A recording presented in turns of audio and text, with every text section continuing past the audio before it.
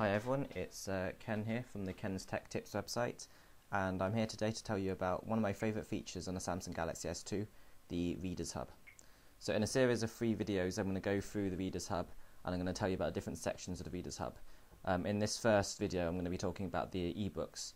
So basically this Reader's Hub integrates together newspapers, ebooks and magazines. So ebooks is going to be the first in our series of videos. So this is powered by an application called Kobo. It allows you to download. This is the bookshelf here. So this shows the books I currently have, but there's an ebook store integrated into this application. So you see, I can go through here and I can just look at the different types of books available. So I'm quite interested in business and entrepreneurship myself. So I can go through the bookstore and I can just filter down the books which are available and just see what I fancy.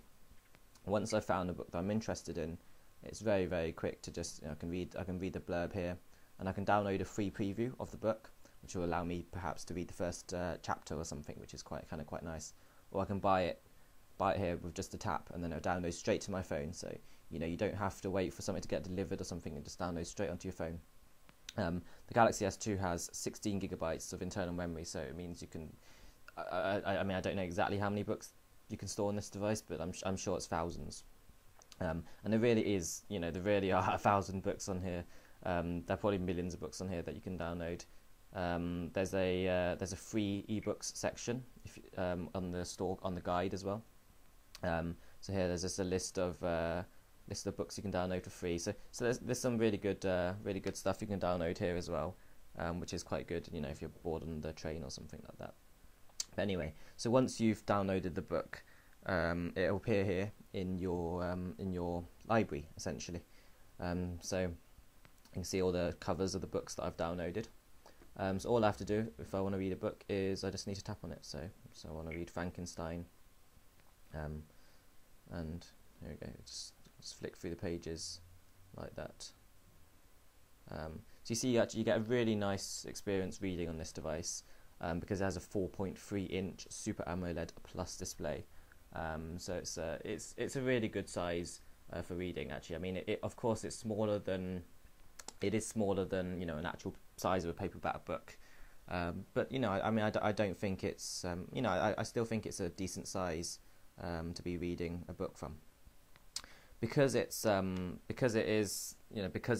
are electronic books. You can do some extra things which you can't do with a normal paperback book, which you might not necessarily want to do with a paperback book. So what I can do is, I'm actually a student myself, so sometimes I have to study texts such as this. Usually not as boring as Frankenstein, but what I can do is I can actually just select text here, and if I want to, maybe I can use a kind of a highlighter. So now the passage is highlighted. So I can go on reading the book, and then if I come back to it, you see it's still highlighted. So those kind of important passages in the text, if you want to summarize something, you usually go through with a highlighter. But if you've got a paperback book, you don't really want to highlight it and ruin the book. But on this, you can do it electronically, which is kind of really nice. Something else you can do is, so say you found an interesting passage. Something quite. So say this is a fairly interesting passage even. What I can do is long press on it. I can select some text, and then I can actually share it straight to Facebook, so my friends can read it. So maybe choose a chunk here, and I want to see what my friends think of this bit of text. So just click on the share button. I can either post it to my wall or set it as a status. So I want to post it to my wall, and then you see the Facebook just comes up. You see the quote that I've posted is in a description of the book, and then I can just type, I can type something about it. So what do you think, guys, or something like that. So one thing I quite like is, like I said, I'm quite interested in business. So I read a lot of business autobiographies. So this one by James Caan is one of my favourites. But what I can actually do with this application is I can just find something that I can find a quote that I really like, maybe a motivational quote or something like that, and I can post it straight to Facebook from here, which is also quite nice. So here you go. Observe the masses and do the opposite. So that's a quote from James Caan's dad, and that's something he says that he's always considering in business, and it's what he believes it's one of his key reasons for success. So if I really like this quote, I can click on share here, and I can set status. So let's change it to my status. Okay, and that's it. I don't even need to leave the application. It's really quite cool.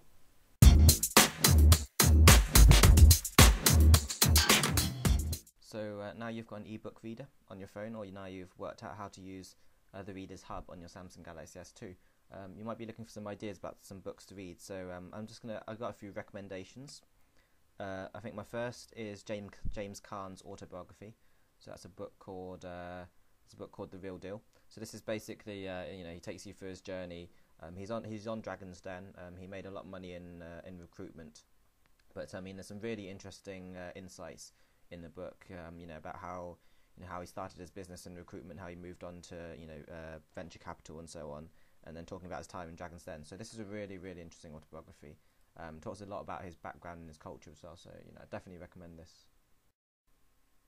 I think the second book I definitely really recommend is a book called Weaving the Web by Tim Berners-Lee. So if you don't know, Tim Berners-Lee is one of the guys who he invented the World Wide Web, which is something that I think we all use every single day, and we use it so much that we don't even think about it really.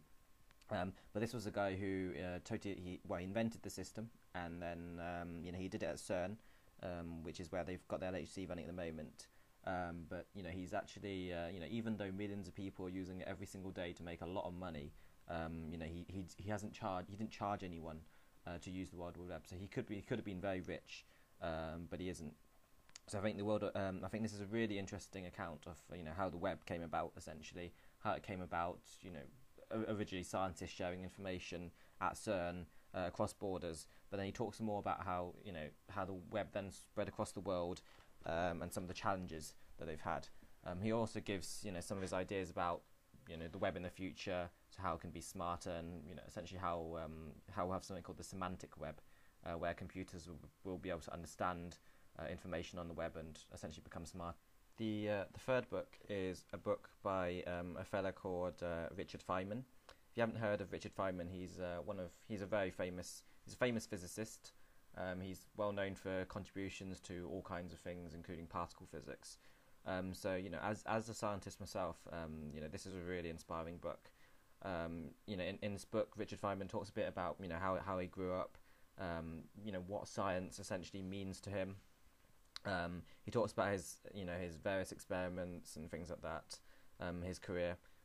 He was actually involved in the development of the nuclear bomb, for the Americans as well in Los Alamos. So there's a really interesting account of that entire process. It's certainly if you're a physicist or something, this is certainly a book that you've got to read.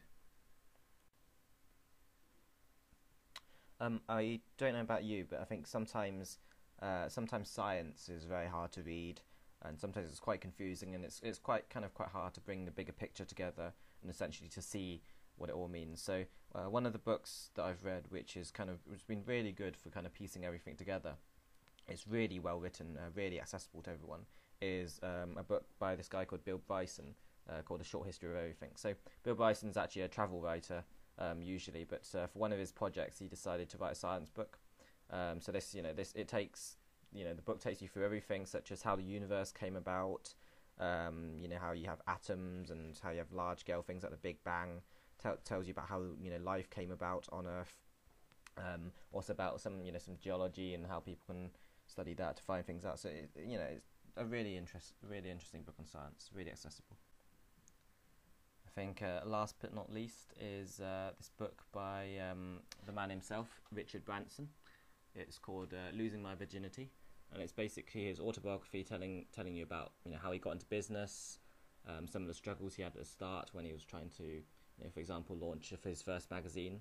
But I think also one of the really interesting parts of this book is actually his accounts of his various world record attempts. So he did a lot of things, such as trying to fly a hot air balloon around the world, and certainly I think the account was absolutely gripping.